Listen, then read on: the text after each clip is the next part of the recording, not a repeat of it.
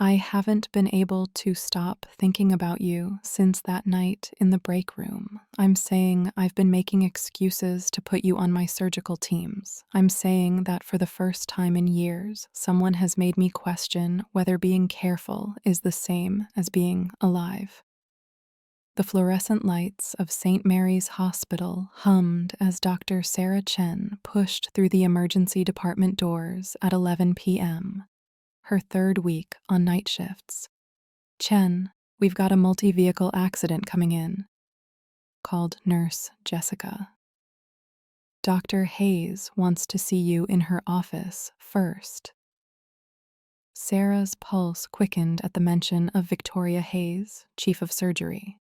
Their interactions had been brief but memorable, piercing green eyes, a commanding voice. She headed toward the elevator. Victoria's office occupied the corner of the 7th floor, floor-to-ceiling windows overlooking the city. Sarah knocked softly. "Come in." Victoria's voice carried authority, but something softer underneath. She looked up from surgical reports, auburn hair catching the desk lamp's glow. "Dr. Chen, how are you adjusting to nights?" "Well, thank you. The pace is different, but I'm learning." Victoria stood, moving around her desk.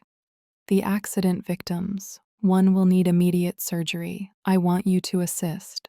She paused, studying Sarah's face. "Think you're ready for that level of responsibility?" "Yes, ma'am." The words came out more breathless than Sarah intended.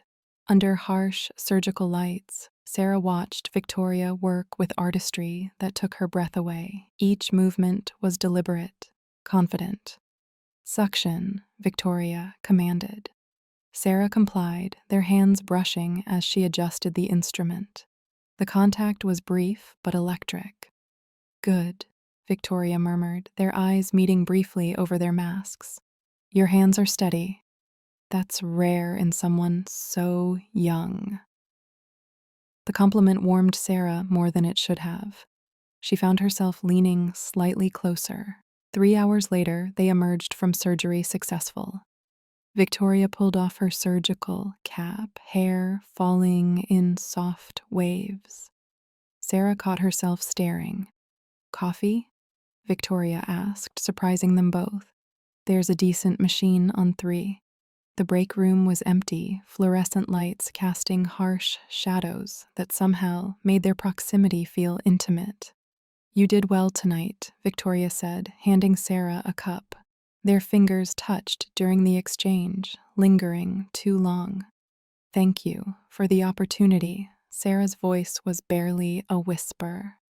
Victoria moved to the vending machine. "I've been watching you.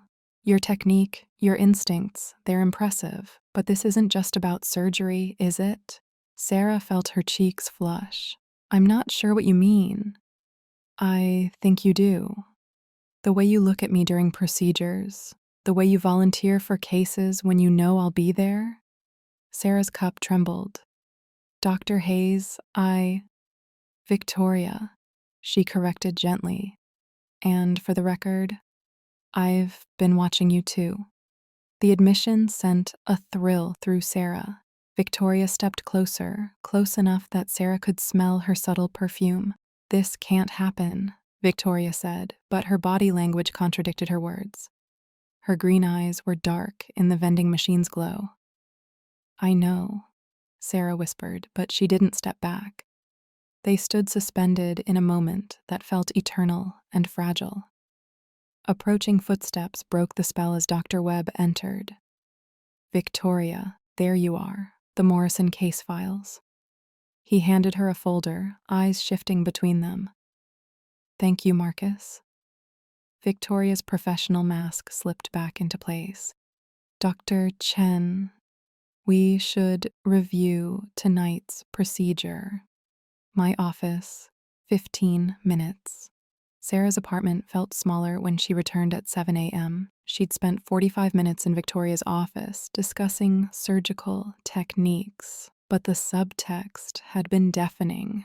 She made coffee, replaying the night. Victoria's admission, "I've been watching you too," echoed in her mind. Her phone buzzed. "Girl, what happened with Dr. Hayes last night? You looked like you'd seen a ghost." Sarah stared at the message, unsure how to respond. 2 nights later, Sarah was assigned to Victoria's surgical team again.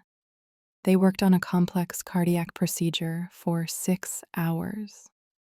In the OR, their partnership felt natural, almost telepathic. "Excellent work, everyone," Victoria announced. "Dr. Chen, stay behind. We need to discuss your surgical report from Tuesday." The team filtered out, leaving them alone.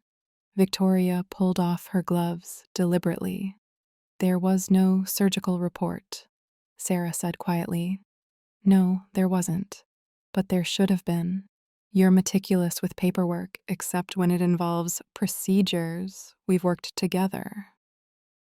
"I don't understand," Sarah lied. Victoria's laugh was soft but knowing. "You understand perfectly. The question is what we're going to do about it." She moved to the observation window. "I've been chief here for 3 years. I've worked hard to earn respect in a field that doesn't easily give it to women." Sarah joined her. "I would never compromise that. Wouldn't you? Every time you look at me, it's there. This tension. Others are starting to notice." The words stung because they were true.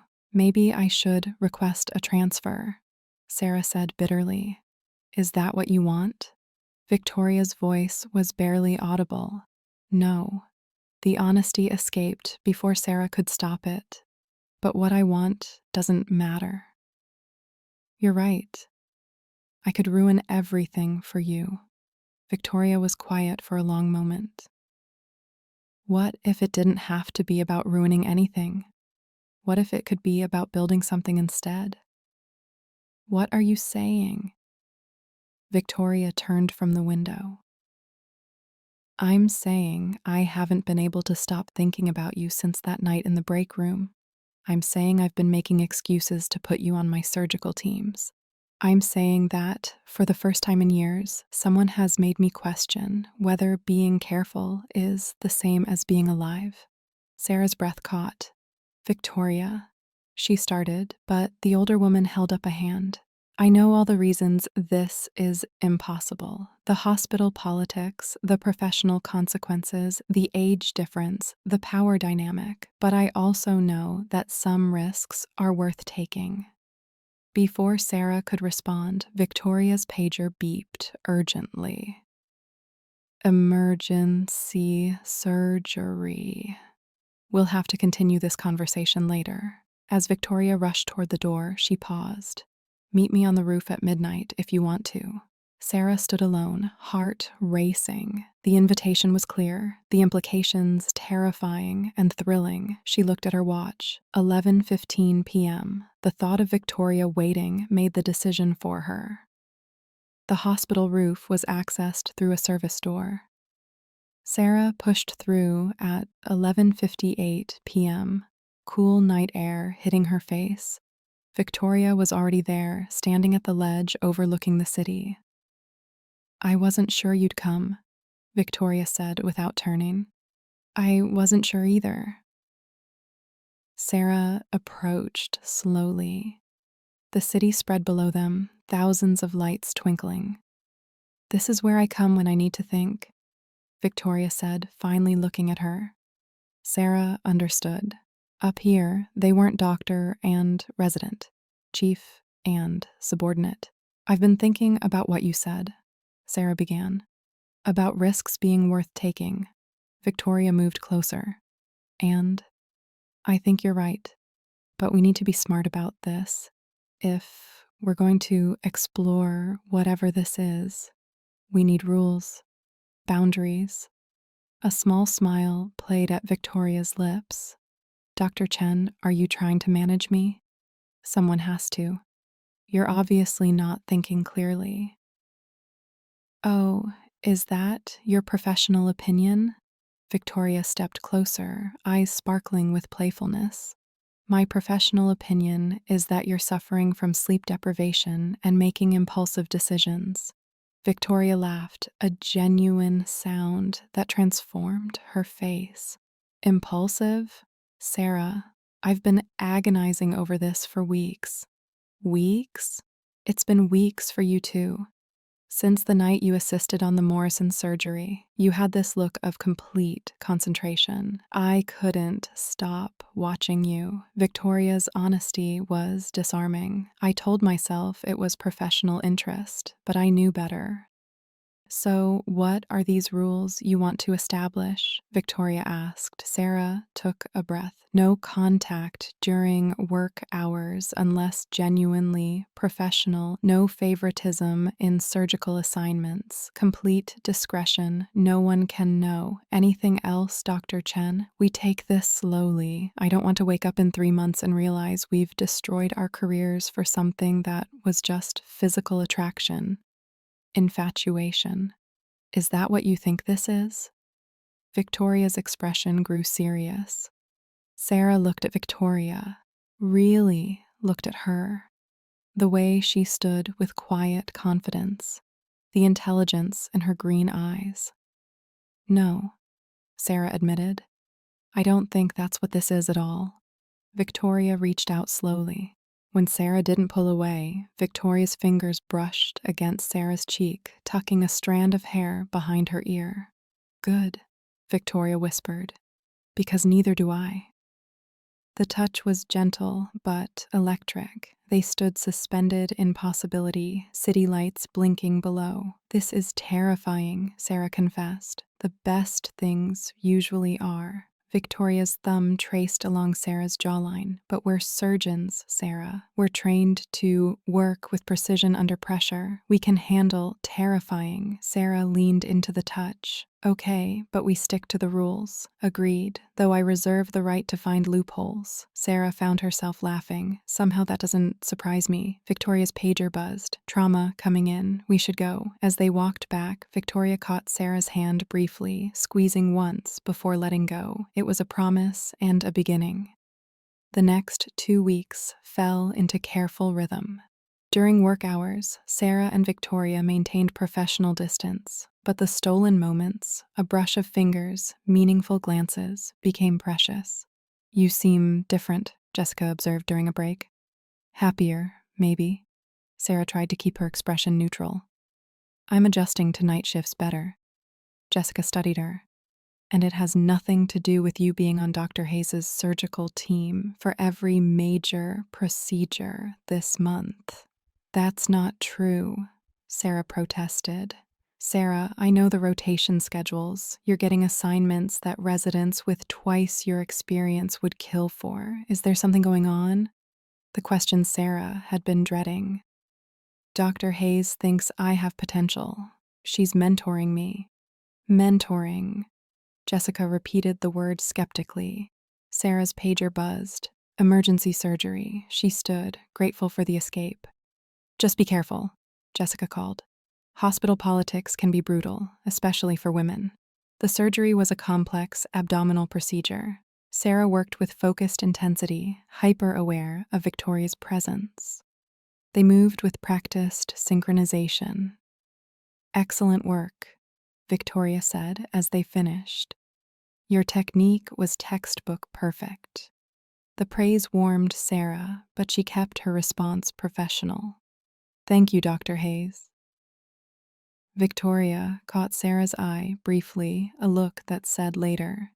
At 3 a.m., Sarah made her way to the roof. Victoria was already there, but tonight she seemed tense, distracted. Bad news? Sarah asked. Marcus asked me about you today, about why you're getting so many surgical opportunities. Sarah's stomach clenched. What did you tell him? The truth, that you're talented, but he's not stupid, Sarah. He's been watching us. Victoria's worry was evident. We need to be more careful. Maybe we should cool things down. And? Sarah could barely speak. Cool things down? Victoria, we're barely. I know. Victoria's voice was pained. But if we're discovered, the hospital board will question every decision I've made. Years of building credibility could be destroyed. Sarah understood, but it hurt. So what are you saying? That this was a mistake? Victoria moved closer. No, I'm saying maybe we've been thinking about this wrong. We've been so focused on hiding that we're drawing attention. I don't follow. What if we didn't have to hide? What if we were just discreet? Victoria's voice grew stronger. Discreet people find legitimate reasons to spend time together, professional reasons, such as you applying for the surgical fellowship program. You're ready for it. Victoria stepped closer. Fellows often work closely with department chiefs.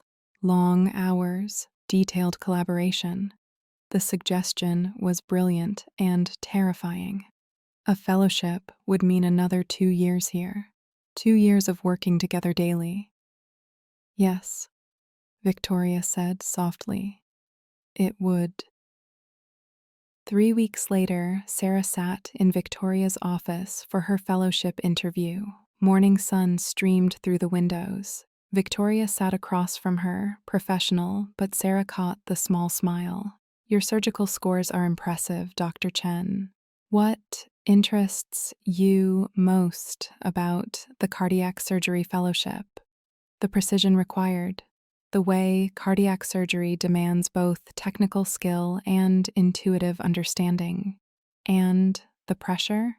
I work well under pressure. Sarah met Victoria's eyes. I think I've proven that. The interview covered surgical philosophy, career goals, research interests. Victoria was thorough, but Sarah caught the subtle signs, the way Victoria's eyes lingered, the slight softening in her voice.